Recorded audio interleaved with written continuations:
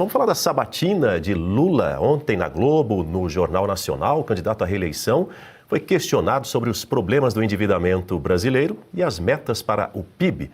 Lula não gostou, respondeu irritado. Vamos ouvir. O seu programa de governo menciona uma necessidade de um ajuste fiscal, mas não traz metas explícitas para os próximos 4 anos. Então, quero saber do senhor quais são as suas metas e para que percentual do PIB o senhor pretende trazer essa dívida? Renata, eu pensei que uma jornalista da tua qualidade, da tua competência, pudesse começar essa pergunta falando diferente, Renata. Você pode dizer, presidente Lula, o senhor foi o único presidente na história do Brasil que fez superávit primário durante 8 anos do seu primeiro mandato. Dos países do G20, eu fui o único que fiz superávit primário durante 8 anos. Nunca tive problema fiscal nesse país. Você acha que o Brasil está com um problema de dívida pública? Porque nós chegamos a 80%? Sabe por quê? Porque nós temos há mais de 10 anos sem crescer. Berenice, Lula deixou bastante claro ali, no tom de voz dele, muito irritado. Era para a jornalista da Globo fazer a pergunta que ele queria e do jeito que ele queria. Ou seja, trocando em miúdos, ele estava dizendo o seguinte: eu pensei que eu viria aqui, que eu não seria encurralado, estou acostumado com a plateia controlada, até porque, vale lembrar, na sabatina do petista no Jornal Nacional, lá em 2022, o então apresentador do jornal disse, antes mesmo da primeira pergunta, abre aspas, o senhor não deve nada à justiça. Pois é, esse jornalista, acho que ontem deve ter assistido a sabatina e dado graças a Deus que saiu do jornal, né? Porque ontem nós vimos um posicionamento diferente por parte dos entrevistadores. E olha, com relação à forma como o Lula abordou ali, até chegou a interromper a Renata, né? Há quem diga que ele cometeu mansplaining, né? Que é, bom, quando a mulher é interrompida, eu vi até uma colega jornalista da Renata defendendo ela, dizendo que, olha, além do presidente ter a interrompido, ele quis ensinar como ela deveria perguntar a ele. E quando eu disse na segunda-feira que aquele roteiro de perguntas que ele respondeu naquela outra emissora, que ele preferiu dar entrevista ao invés de participar do debate, que essas perguntas são agendadas, ali combinadas, né? Ele já traz o briefing. Isso realmente acontece. Só que ontem os jornalistas tiveram liberdade e usaram da sua honestidade intelectual, parando de dizer que nosso país não está em crise, que é só uma sensação. Então, ontem nós vimos um jornalismo sério e eles mostraram que quando eles realmente querem fazer jornalismo, eles fazem, né? Então, o Lula, com relação às respostas, percebam que eu não cheguei a ver, eu vi os cortes, né? Porque não consigo, é muito antiácido para conseguir assistir. Mas eu vi os cortes dos principais momentos onde ele está sorrindo durante as perguntas. E você percebe que ele está rindo ali, mas sabe aquela pessoa que está nervosa, mas está tentando não transparecer, que está muito incomodada com as perguntas? Foi isso. Agora, com relação a ele ainda ter falado, olha, Renata, você deveria ter começado essa pergunta, né, de outro jeito. Por que ele também não abordou, né, o César Tralli nesse sentido? Porque ele também fez perguntas duras para o Lula. Então, eu vou ter que votar junto com a relatora lá que defendeu a Renata. Foi mansplaining, viu, Daniel? Ironias à parte. Coronel, sua análise. Fazendo um comparativo de 2022, da participação de Lula na Globo e 2026, o que dá para entender é que em 2026 a Rede Globo está largando a mão de Lula. Então, esse é o fato. Não é porque talvez mudou a dinâmica dos jornalistas, coisas do gênero. Por quê? Em 2022, com o William Bonner, foi uma conversa de botequim, uma conversa de amigos. Não foi uma sabatina. Agora, ele, de fato, sofreu algumas perguntas, tanto que ele vira e fala para a jornalista Renata, dizendo, olha, basicamente não foi, não é esse tipo de pergunta que você deve fazer para mim. Então, o mais importante é que a Rede Globo está largando a mão de Lula. Agora, por qual motivo que a Rede Globo está largando a mão de Lula? Agora, Guta Pini, também durante essa sabatina, Lula foi questionado sobre o filho Lulinha e a lobista Roberta Luxinger. E aí ele respondeu dessa forma.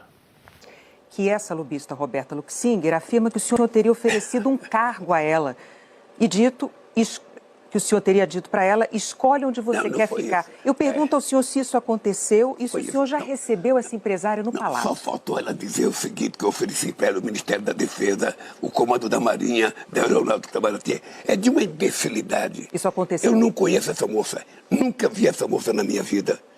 Nunca conversei com essa moça. Ela nunca esteve próximo de mim. É o seguinte, malandro, sabe, é igual em qualquer lugar do mundo. Conversas por telefone, eu estou acompanhando. Eu estou acompanhando. O caso mais grave do que esse é o do Banco Master, que está silenciado. Pois é, Guta Pini, Lula falou aí que não conhece, que nunca viu a lobista, a amiga do filho Lulinha, Roberta Luxinger, mas a gente vai ver se isso é verdade. Será que é? Coloca aí as imagens pra gente, por gentileza. Estão aí algumas fotos e não são de inteligência artificial. A Roberta Luxinger fazendo L ao lado de Luiz Inácio Lula da Silva. Isso daí na época da pandemia, possivelmente, utilizando máscaras. Tem mais, tem muito mais ali, ó, com o boné, inclusive, do Movimento Invasor de Terras, o MST, e outra foto e outras tantas, Guta. Vou deixar para você analisar. Exatamente. Inclusive, durante a Operação Lava Jato, em que os bens do Lula foram bloqueados, a Roberta Luxinger teve a intenção de doar 500 mil reais para o Lula. Ela declarou isso, mas ela não pôde, ela não conseguiu executar esse plano, mas foi a intenção dela. Ela, inclusive, fez campanha para o presidente Lula, tem vídeos dela e esse relacionamento dela com o Lulinha, e as fotos falam por si. Agora, e ele chama ela de pilantra, né? Em um determinado momento. Isso também chamou atenção, porque ao longo da entrevista ele era amigo de todo mundo. Então, ele não subiu o tom em relação ao Carlos Lupe, que foi o ministro da Previdência. Ele não subiu o tom em relação ao Jacques Wagner.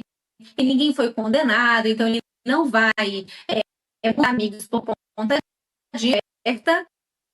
Chamou de que malandro é malandro em qualquer lugar do mundo, e parece que ele entende muito isso. Agora, em relação à entrevista em si, eu concordo com os meus colegas de que as perguntas certas foram feitas. Eu também fiquei surpresa com isso, eu não imaginava que eles fossem levar tantos pontos ao Lula em relação ao Lulinha, a questão fiscal do Brasil, a questão econômica, a questão, inclusive, da segurança na Bahia, que é governada há 20 anos pelo eles entrar nesses pontos, mas a postura dos jornalistas foi muito diferente da que eles adotaram com os outros dois candidatos. Tudo que o Zema respondia ou Renan Santos, eles tinham uma outra cartada para dar na mesma hora.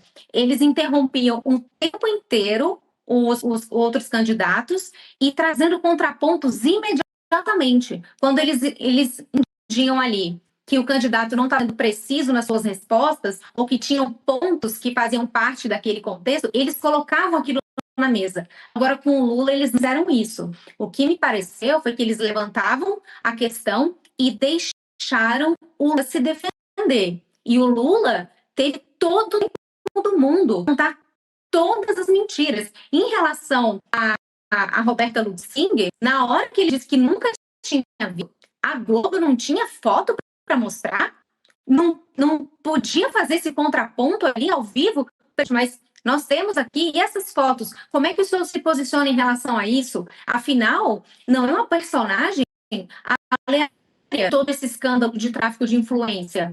Os diálogos dão conta que ela estava dentro do palácio, que ela conseguiu contratações milionárias. Ela não esconde, nem o Wellington Dias, que é o ministro do Desenvolvimento Social, não esconde o seu relacionamento e amizade de longa data com a Roberta, e é nesse ministério que esse empresário que a Berenice estava fazendo referência, o Kleber Ribas, tem contrato milionário com o Ministério do Desenvolvimento Social. Será que tudo isso é uma grande coincidência? Então, eu entendo que os jornalistas deixaram o Lula falar o quanto ele queria e não fizeram os contrapontos necessários e importantes. Muito bem. Enquanto a gente faz os ajustes na nossa conexão com a Guta Pini, deixe-me receber Marcelo Rocha Monteiro, dividindo a tela com a gente aqui no Jornal da Oeste, primeira edição. A partir de agora, seja muito bem-vindo, muito bom tê-lo conosco. Já tenho um questionamento para lhe fazer, porque ontem, durante essa sabatina no Jornal Nacional, na TV Globo, o Lula chegou a fazer uma espécie de um deboche, eu diria, dizendo: eu estou me sentindo aqui dentro do Ministério Público, falando que as perguntas estavam focadas exclusivamente nessas questões aí relacionadas às investigações tanto do filho dele, quanto da amizade do filho dele com a Roberta Luxinger. Eu só quero lembrar uma coisa: a primeira pergunta de cara era sobre propostas para um eventual próximo governo. E aí, o questionamento que o Lula fez foi exatamente esse. Foi o seguinte: as perguntas aqui só falavam de investigação da Polícia Federal, não me perguntaram sobre propostas. Ora, professor Marcelo Rocha Monteiro, se a primeira pergunta foi justamente sobre uma proposta para um eventual quarto mandato? Eu acho que ele se sentiu incomodado porque ele percebeu, político experiente que é, ele próprio percebeu que ele foi muito mal, né? Essa é que é a minha avaliação. Ele foi muito mal. Ele, quando, por exemplo, foi perguntado sobre as propostas para a segurança pública, a resposta dele foi um fiasco, né? Ele disse que, basicamente, que não tinha feito nada porque não existia, não deixaram ele criar, em razão da emenda constitucional, o Ministério da Segurança Pública. Existe Ministério da Segurança Pública há anos, né? Acho que, se não me engano, há pelo menos uma década, né? E aí, quando o jornalista ele tenta empurrar o Lula a responsabilidade pelo fracasso na segurança pública para os governos estaduais, né? E pelo fato de que não tem uma coordenação entre o governo federal e governos estaduais, e aí ele cita alguns governadores de oposição, o jornalista diz: mas a Bahia é governada pelo PT há 20 anos. E são hoje os piores números, os piores índices de criminalidade são exatamente o da Bahia, né? Quer dizer, o seu partido, o PT, ele está no governo federal, está no governo da Bahia, então não tem nada que impeça uma coordenação entre os dois governos. Nós estamos falando de um governador de oposição e é um fracasso. E aí ele simplesmente não tem como responder, né? Até porque não há resposta lógica para isso, né? E então acho que ele percebe que foi muito mal, e aí vem com essa história de que o que ele está sinalizando para o público, né? A culpa é deles, eles estão me tratando como se eu estivesse num interrogatório pelo Ministério Público, né? Mas a culpa não é dos jornalistas, né? Que até, como a Guta muito bem colocou, deixaram de fazer uma série de contrapontos que eles fizeram com outros candidatos. Então, por exemplo, essa parte, a mais ridícula de todas do debate, hoje, inclusive, eu acabei de ver, é a manchete do site do UOL, né?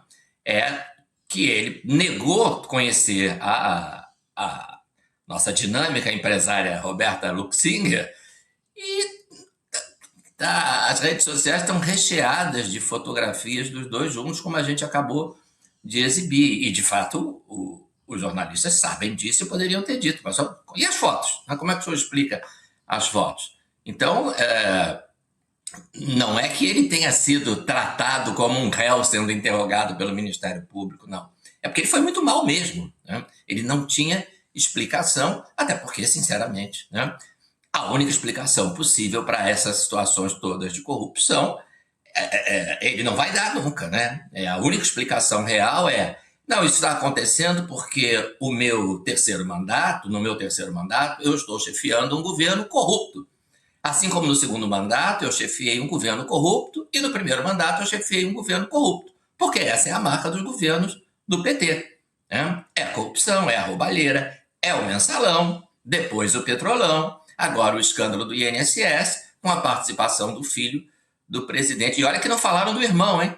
Ainda tem o irmão dele envolvido nesses trambiques todos. Então, não é porque ele estava sendo interrogado como se estivesse no Ministério Público, né? É porque ele não tem respostas satisfatórias para dar. Red Silver, as panelas mais vendidas do Brasil e não precisa de óleo. Preste atenção nas imagens, daqui a pouco eu volto com uma super promoção. As panelas Red Silver são a solução para o seu dia a dia, porque fazem todo tipo de comida de uma forma mais saudável e sem usar nenhum tipo de óleo. Revestida com material antiaderente, ultra resistente que não gruda, promove um deslizar dos alimentos e não solta resíduos. São sofisticadas, leves, fortes e possuem um design elegante. A combinação perfeita para a sua cozinha.